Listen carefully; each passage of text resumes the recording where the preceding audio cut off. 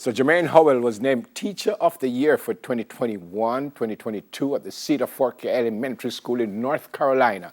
He joins us now to tell us all about his journey. So me and him fall out already from before he even come out here. But no, teasing. Congrats, Jermaine. Welcome, morning. Welcome to Smile Jamaica. It's morning time. How are you? Good morning, Neville.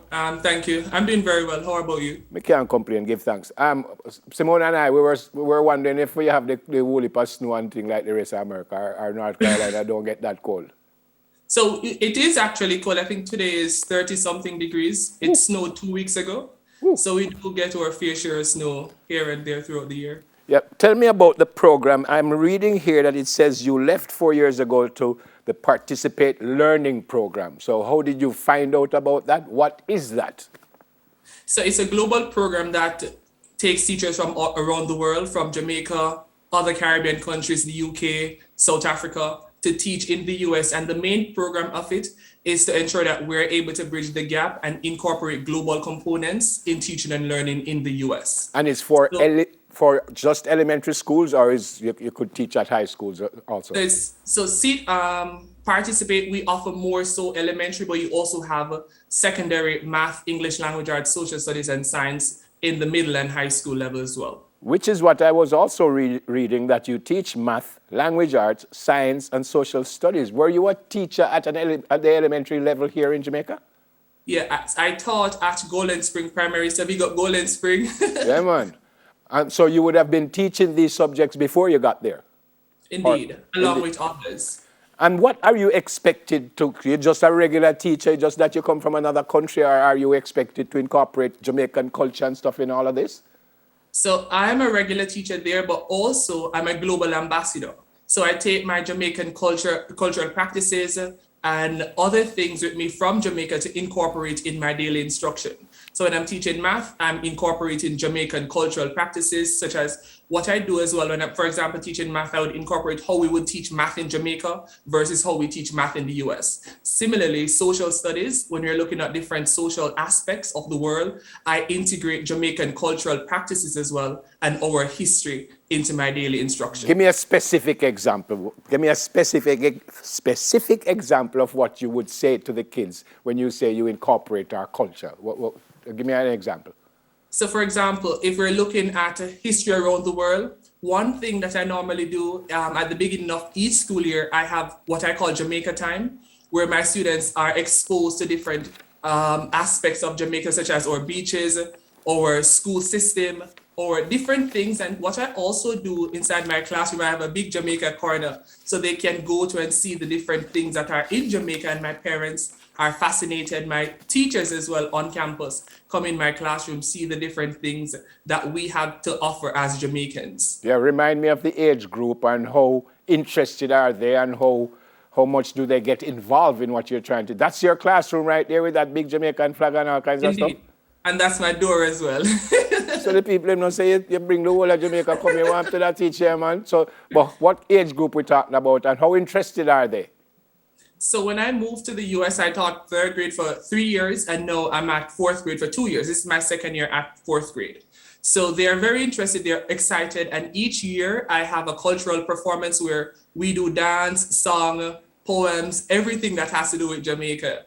So they love it a lot, so much. And even in the hallway, I would pass other students and they would say, Mr. Howell, can I be a part of that performance next year when I come to your classroom? So they're very excited. And I think the atmosphere that I have in my classroom and the cultural component, it brings them more towards wanting to learn about Jamaica and our rich heritage. And the age group? They're 10 years old. What's the difference with teaching a 10-year-old Jamaican as opposed to a 10-year-old United States student? Well, there's not much difference. We as Jamaicans, we do have our strong teachers and students in Jamaica. So I wouldn't say there's much of a difference, but it's just a different things that we do, or teaching strategies here in the US versus Jamaica. Yeah. You teach them patois? Yeah, I have to teach them some patois at night, man. I think the main thing is how receptive are they with that? So Wagwan is the biggest one. So I have Wagwan on my door. So both my students in my classroom and students would pass on a daily basis. They would be like, Mr. Howell, what is Wagwan? And I would say to them, it has several meanings. What's going on? How are you? What's up? So it's the major patois that we use as Jamaicans. So when I teach them Wagwan, they normally use it with their other friends to say, Wagwan, so and so, Wagwan. Yeah. Have you Howell. learned anything from them? So my school, we're very diverse. We have students speaking over 22 different languages on campus. So I do learn a lot about their cultural practice as well. So even though I'm sharing my Jamaican culture, I'm also allowing them to share their cultural practices as well. So we're able to learn and unite the world through global learning. Yep. Is this program a time program? Is 4 years you're there for 2 years, or you stay as long as you want, or as long as they want you? So the program is 3 to 5 years. So I did my 3 years already. So now I'm on my extension 2 years. So the program comes to an end in 5 years' time, and then you would come back to Jamaica to share all the knowledge, best practices that you learned in the US with your Jamaican teachers in schools. What do you miss about Jamaica? The food. So you can't get Jamaican food up there. You can't cook, Bridget?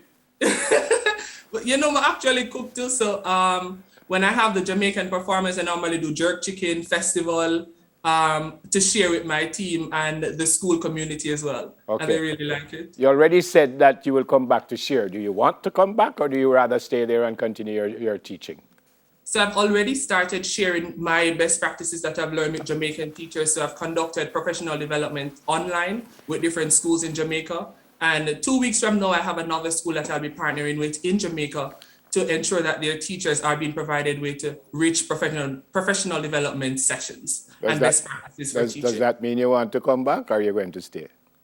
So it is my best interest to come back and give back to my home country, Jamaica, as well, because Jamaica I come from.